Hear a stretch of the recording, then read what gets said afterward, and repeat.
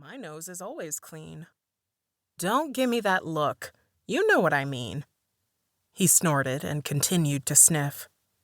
I quit my job so I could write full-time and finish our next book, not so you could hound out trouble. No distractions, no mysteries, nothing.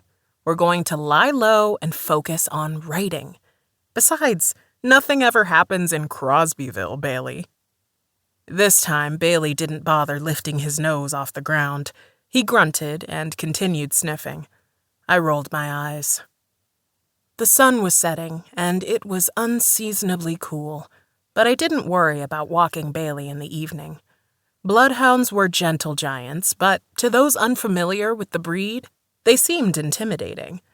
At close to 100 pounds, Bailey looked like a threat. I knew he didn't have an aggressive bone in his body, but strangers didn't know that.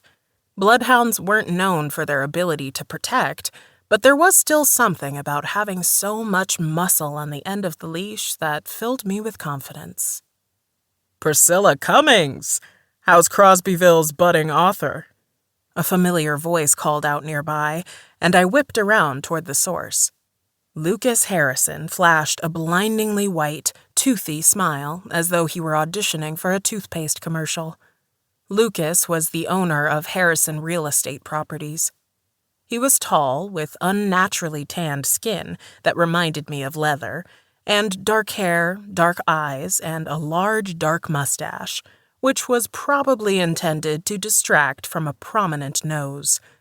Like Magnum P.I. from the 1980s TV show with Tom Selleck, Lucas Harrison wore shorts and Hawaiian shirts whenever the northwestern Indiana weather permitted.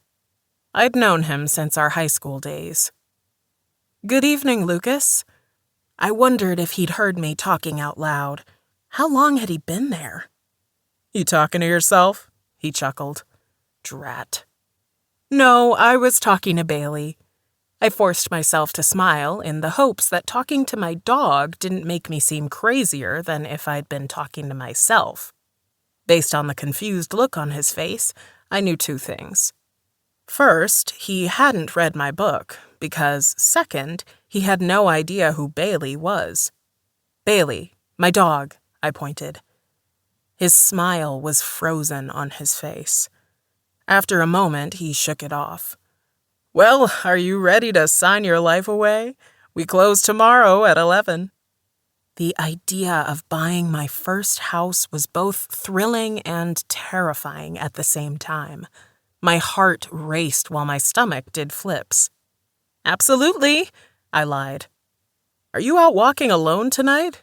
That's not safe.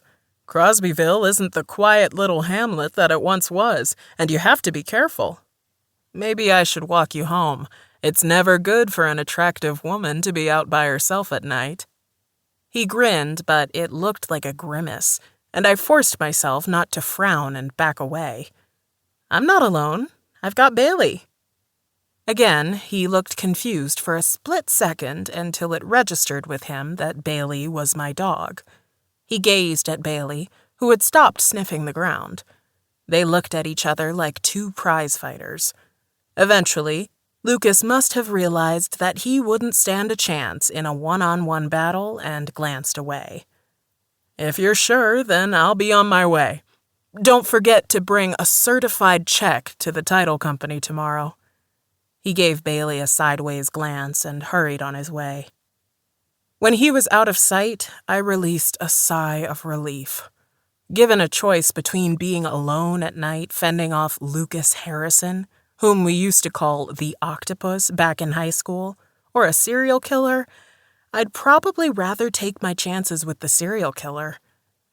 With a population of around 30,000, Crosbyville wasn't exactly a mecca for crime. Having spent most of my life here, I felt as safe walking the streets at night as I did in broad daylight. Although my Aunt Agatha often reminded me that this was the 21st century, and even though Crosbyville may not have produced an axe-wielding murderer yet, there was nothing preventing criminals from hopping in their cars and driving to town. Personally, I think a killer would find a better selection of victims in a bigger town, but rather than argue with